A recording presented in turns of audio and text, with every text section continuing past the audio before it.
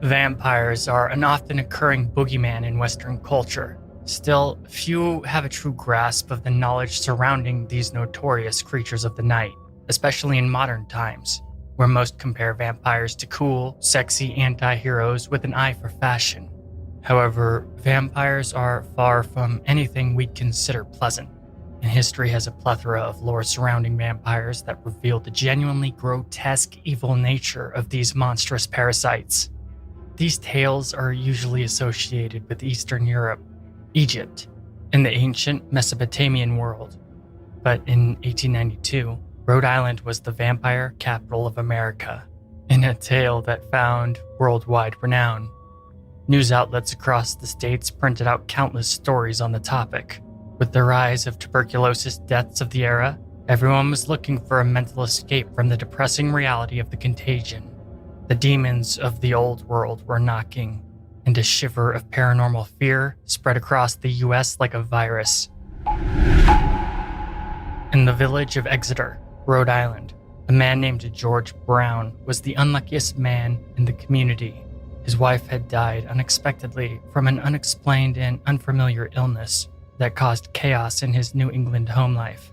His 20-year-old daughter, Mary Olive Brown, also became afflicted by a strange contagion and perished only 6 months after his wife's death. But this tragedy was just the beginning. In the coming years, his other daughter, Mercy Brown, would also tragically pass on unexpectedly. Edwin Brown, George's teenage son, seemed to out of nowhere become frail and ill. George Brown definitely seemed like the unluckiest man in Rhode Island, yet his troubles were only beginning. Doctors told George that his family kept dying because of consumption, which was a common form of death in those days. But then again, this was a time of superstition, and all these tragedies were painting George in a cursed light. This paranoia caused village men to come to a very different conclusion than the doctors. A vampire had been sucking the life of George's family.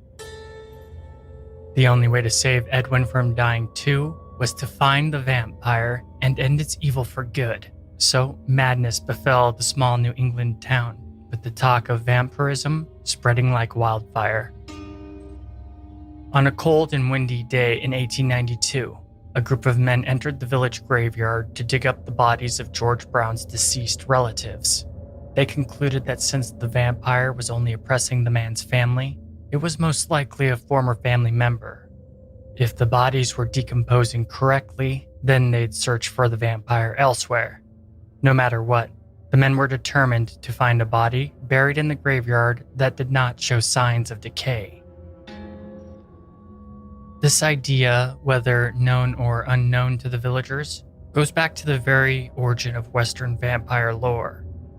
In the ancient Mesopotamian civilization, a king's duty was to protect their people from predators, monsters, giants, other societies, and the spirit world. Their duty was to fight off supernatural forces and protect the spiritual aspects of the subjects in the kingdom they ruled. And this service did not end with death, so their bodies were preserved and well kept to remain undecomposed as long as possible, and rituals were performed to empower their etheric form. Once the body fully decayed, so too did the energy body of the king, and this practice would later lead to mummification in Egypt. But that's basically the idea. And in the core original vampire lore of the West, vampires are spiritual entities, not physical. At least in the original concept. Folklore is constantly evolving and changing, and one interpretation is not superior to any other. So the biological vampire is just as relevant and similar to other vampiric legends of the East. But let's get back to the vampire hunt.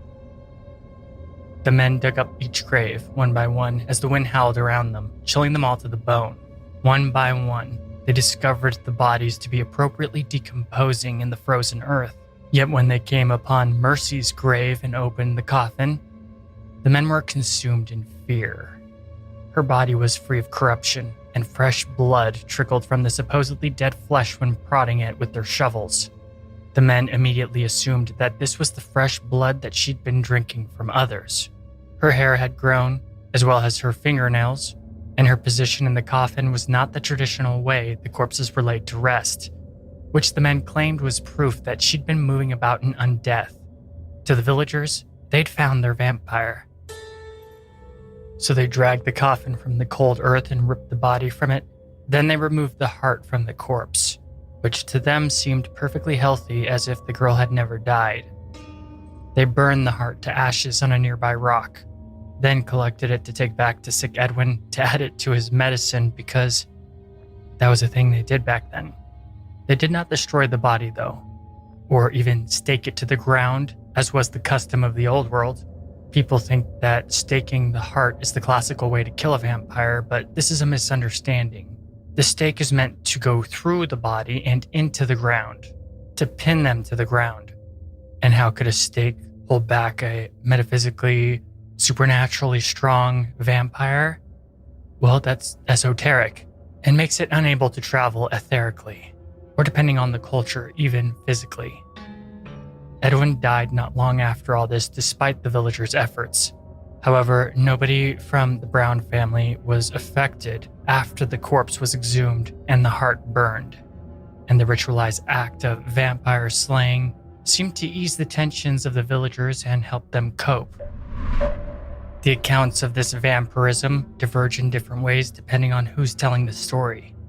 People claim to have seen the vampire wandering the graveyard and in neighboring fields, searching for a life force to feed upon in self-nourishment for some time. Some said the entity visited them in the darkness of their rooms in the dead of night just to stare at them. Others claimed Mercy haunted them in night terrors and horrific dreams that reoccurred at certain times of the year. The legend of the vampire would only grow, and many claimed Mercy Brown would not stay dead and would roam the streets of Rhode Island, taking many, many lives. Strange how even in the dawn of a new age of science, this vampire legend would refuse to die out. Mercy's grave exists till this day and can be visited by anyone at Chestnut Hill Cemetery, White Baptist Church, Rhode Island. The grave, a famous piece of history and folklore, is reinforced and embedded into the ground to avoid inappropriate interaction. And people claim to see her spirit even in modern times, roaming the graveyard searching for new blood. In any case, Mercy Brown is remembered as the last vampire of New England and one of the most well-documented vampire hunts in history. Lame normie explanation. So in modern times, we know that fingernails and hair appear to keep growing on corpses because of natural deterioration.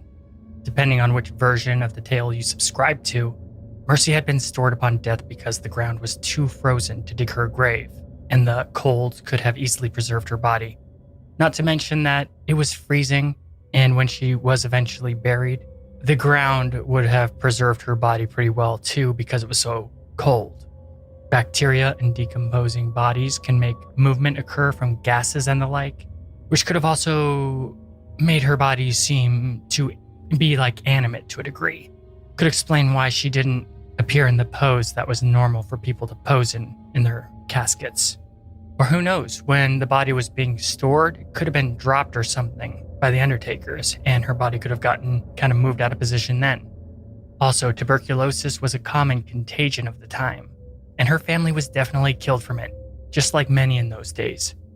But ignore all this and just go back to thinking it was a real vampire.